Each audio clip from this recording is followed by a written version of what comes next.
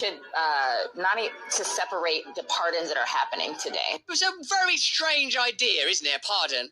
Because it's about forgiveness and it's about redemption, which is in itself obviously a spiritual concept. A pardon means, even though we know you've done this, you are forgiven. That's a pardon. A preemptive pardon, wow.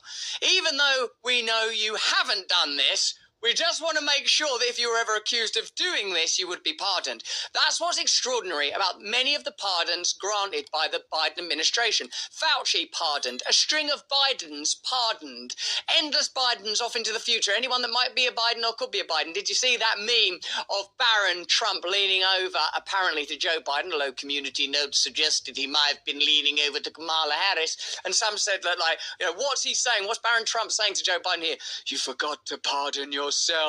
But it seemed to me that Joe Biden pardoned anyone, including many people that were not alleged even to have done anything wrong, like Anthony Fauci, who still isn't under any serious investigation, as best as I can understand, for his numerous apparently illegal actions during the pandemic period. I mean, arbitrary advice. I mean, his financial involvement with groups like DARPA.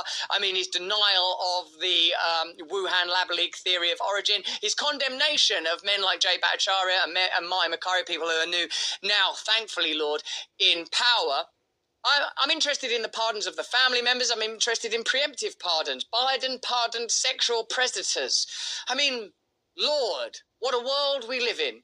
What a world we live in. So whose pardons are good and whose pardons are bad? And what is the concept of a pardon, actually?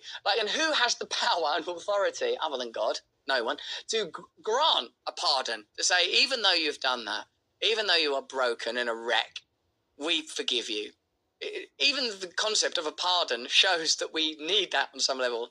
And it also indicates that the Biden administration, they'll of course say, we've given all these pardons to people because we believe that Trump, once in office, will use the power of the presidency to condemn innocent people like the J6 committee who were doing nothing wrong at all, but Trump will come after them. So we're going to have to necessarily give them preemptive pardons. That's what they'll say. But what it looks a lot more like is that the Jan 6 committee and matters around the pandemic were in fact orchestrated actions used to legitimize citizen control and the advance of the interests of the elite, of various elites, whether those are financial interests or interests of dominion. And maybe there's an obvious intersection between those two ideas. An obvious example of profiteering would be the benefits that it afforded the pharmaceutical industry, and the capacity for state regulation is similarly obvious. But perhaps it's part of a broader globalist, inverted commas, agenda to instantiate power across the world and accrue it in limited institutions, accessible by limited individuals and able to bypass the normal democratic